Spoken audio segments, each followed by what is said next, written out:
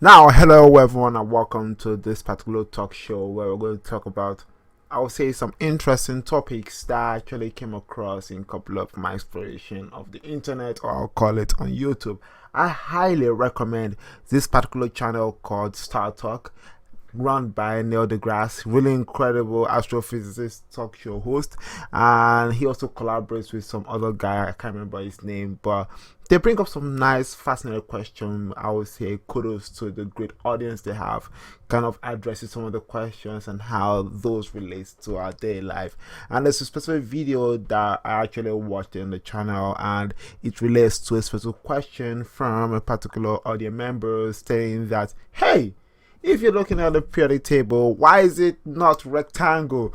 And when I saw the question, I heard the question, I was like laughing. I was like, wow. But yeah, it's interesting though. Why is it not rectangle? I mean, we say it's a periodic table. Well, it kind of looks like a flipped table in a way, kind of an asymmetrical representation of a table where we actually see the calorie of a table. And he did address calorie in there. Calorie, by the way, is actually the mirror image of a specific object like your hand. Like we are symmetrical, but in our body it's not actually like that. We have just one liver and some other interesting characteristics that various species they have, and it's remarkable to see how that not only transcends into various aspects of various living organisms, but what makes up various living organisms.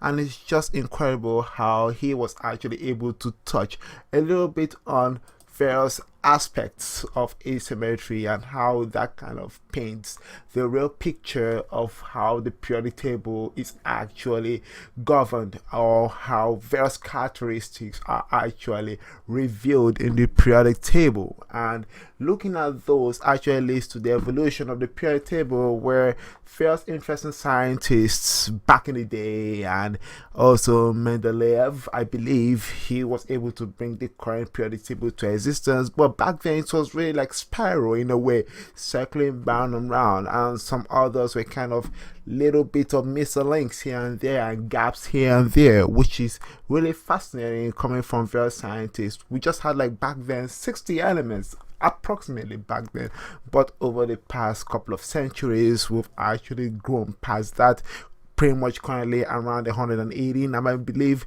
and we're still making more, which is really remarkable. So you know what, they're like, you know what, how can we be able to represent the periodic table in such an orderly manner and also reveal some of the interesting characteristics and shared traits that some of the elements they actually exhibit? And that is where we actually come into the idea of, okay, let's go with hydrogen and then helium. Okay, 2 electrons, that is where we actually stop. And then they saw lithium and they're like, okay, 3. But then there's like a huge gap between lithium, which is around the beryllium area, to going into boron, and also all the rest counting in those systems. And initially when I was learning in sciences, we said, okay, we had just 8 groups, but hold up, not actually 8 groups, but 18, because in between the period 2 and period 13, or sorry, group 13 and group 2, there are other elements which are the transition metals. And interestingly enough, going in there, we actually go on the across the periodic table, which is more related to the periods. And then if we bring like a little bit of a curve in both period 1 and group 1 and group 18 together, you kind of shift it a little bit down, then you actually find a continuity that's kind of a spiral 3D image of the periodic table, which is beautiful, I must say, because it not only shows the continuity of the periodic table, but also how various characteristics of the individual groups that are in that particular table are actually shown. Like for example, how reactive the group 1s are compared to group 2. But then when you get into the non-metals area, they say higher or increase in reactivity in terms of how they are able to actually gain electrons. And it's just wonderful to see how that is represented, not only looking at the valence shells but also the valence electron count, and also showing the atomic radii increasing down the group and decreasing across the period. Wonderful revealing features, looking at it at the atomic level of how elements are actually behaving based on the symmetry and also the shapes of their existence. Well, some of them have different number of neutrons compared to that of protons, which could also influence the rate at which they actually attract to other, I would say, electrons in their shells. And it's quite incredible, I must say, to see how that also transcends into electronegativity of those elements and how it increases across the period and decreases down the group. And also looking at electron affinity, which is pretty much like a magnet. When you hear a click, you hear like a little spark. The higher the spark, the higher that electron affinity. That is how that particular atom is actually attracting an external electron coming in there. How powerful that click is shows how much energy is actually released in that process, which is incredible to actually think about that. And this actually, of course, increases across the period. How that's also highly relatable to the ionization energy, which is how much energy is required to actually lose an electron in a specific atom, and how that is actually giving those pictures actually reveals a lot of concepts in just a periodic table. And sometimes you might wonder, how is this actually applicable to our lives? I feel it's really applicable not only in terms of characteristics of various elements, but how that can be modified as you move down the group in the periodic table. Let's take, for example, group 14. We have carbon. Remarkable. Has an interesting characteristics of diamond, has a three-dimensional structure, which are all bonds, strong bonds, carbon-carbon bonds, sp3 bonds. All those will be quite interesting to actually dive into down the road.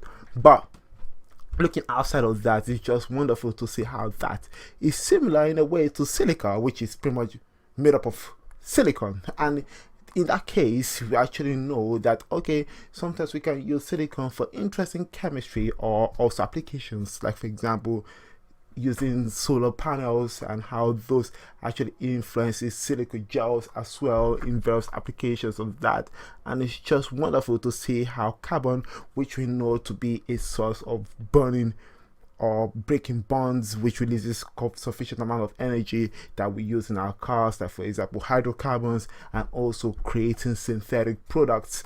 It's just incredible to see how actually is built on when you go into silica. And it's also looking at on the other side, which is graphite, which has like couple of sheets here and there, and in between the sheets we have the pi bonds that actually leads to the weaker bonds that exist in those individual sheets, and how that's applicable to the softness and also how weak or soft that is. So you're seeing one characteristic, which is hardness and also durability of that particular material, like for example diamond, to the opposite of that, which is graphite, which is just soft and little sheets here and there. So it just shows you the incredible quality of various materials and how that actually relates to the periodic table. So I really enjoy listening to a couple of interesting conversations relating to how